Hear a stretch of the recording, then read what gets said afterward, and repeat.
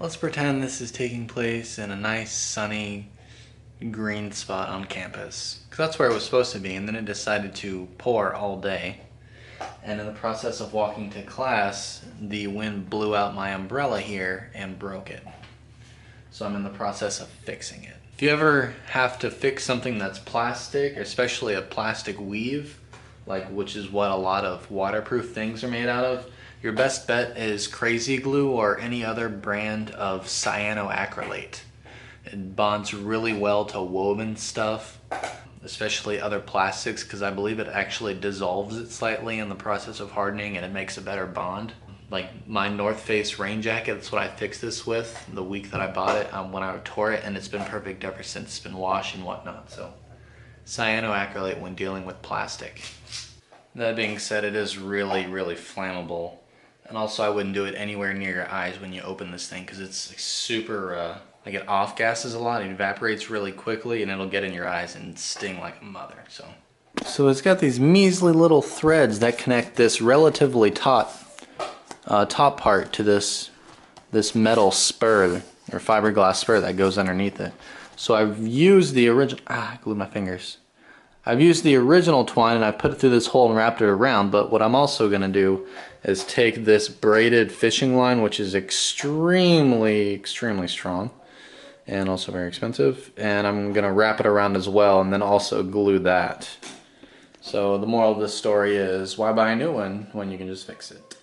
So it's been an interesting week so far. Today is Wednesday. Monday, I got back my linear algebra test, and yesterday I got back my calculus test. Neither of them were very good, rather abysmal in my opinion. I think my intuitions were kind of confirmed, because going into both of them I felt like I knew the material reasonably well. But like I said, I always have problems completing things on time, and that's largely what it is trying to rush through things because I can't do it quickly, and that leads to small mistakes, like putting the integral of a variable as 0 rather than 1. I should know that. I do know that, but I just get so caught up in the moment that I do stupid little things like that. But it is what it is. It just means I need to do more practice, which honestly, if I had to have the problem of either not understanding the material or not being able to do it quickly, I would definitely choose the latter over the former. So I decided it's time to probably go back to basics.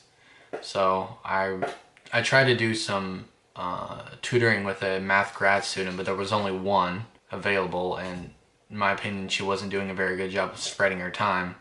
Like, there was just me and another girl there who was there for tutoring, and she was there first. So I was like, no, go ahead and help her first, and I'll wait, because I know what I need to ask you and I know what I don't know. And so this grad student proceeded to help this other student, and then they're talking for 10 minutes, and then 15 minutes, and then 20 minutes, and I'm just like, I've waited literally all day, because my last class ended at 10:50, and I waited until 3:30 just to do that. Otherwise I could have gone home and been way more productive than if I was, at the Veteran Center trying to do homework or whatever. So that irked me, but then I remembered that Auburn pays students for peer tutoring. So you can sign up to be a tutor and they'll pay you minimum wage for you to tutor other students. So I did that. Luckily I was able to get one at 5. So I drove over to the library, parked there, went into the library, and was able to talk to someone who has English as a first language, thank God. And unfortunately I only got an hour with him, but the upside is that he speaks English and it's one-on-one. So that was good. That cleared up a lot of stuff. I was talking to the guy about making recurring appointments with him, but I tried to make some more last night and he was clear booked for 2 weeks. So obviously that tutoring service is in high demand, which I guess is good. People should take advantage of it if it's free. And then I called up my man Jared, who is my physics tutor. He's a PhD student in physics here, and he was tutoring me a lot over the summer when I took Engineering Physics 1, and I legitimately think that his help allowed me to pass.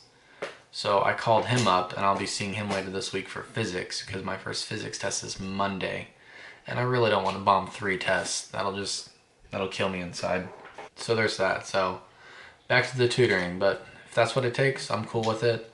A lot of times I feel like I have problems getting past my pride and being able to admit to myself that I really do need help when I feel like I don't, and I get it in my head that oh, I'm confident with this material, and Turns out maybe you're not. Knowing your weaknesses is always a big strength, I guess. And I've always had kind of problems concentrating. That's a lot of times that's why I come home to study rather than staying out there. And usually it's just the dog kind of irritating me, but it's not so bad. But I've found that with harder and harder material, especially these proving vector spaces in linear algebra, it's just like... Then I'm finding that the harder the math is, the harder time I have trying to concentrate. So I decided to get some noise canceling headphones so that one, I can cancel noise, and two, I can listen to something, you know, like classical music or something instrumental. So upon Anna's brother's advice, who has the same pair that he uses for studying in flight school, I got these Bose Quiet Comfort 35.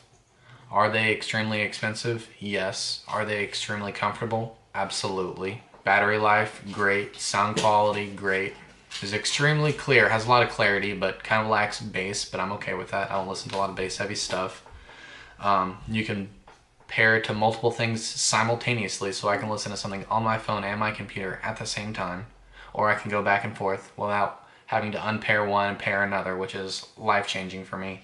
And obviously it's wireless, so yeah, battery life is great. I listened for probably 6 hours yesterday, and my battery only went down to like 50%. The past couple days have been monumentally better for concentrating when I have these, and I can just put on like some light piano music. I can't hear anybody talking, for better or worse. I can't hear the dog whining, which is a big like nails on a chalkboard for me. I think this will be a good investment, and I've gotten Anna on the train too. So I had her use them last night while I was cooking dinner and listening to Frank Sinatra in the kitchen, which is only one wall away. And I gave her these, and she was just like, wow, I didn't even know anything was going on. I thought I was on another planet. I'm like, yeah, that's the deal. I think we're going to get a lot of use out of these, me especially, because I have a little bit harder time concentrating than she does. But anyhow, I think the rest of the week is going to be a little bit more of the same. They're having some Mardi Gras type thing going on downtown, I think Friday.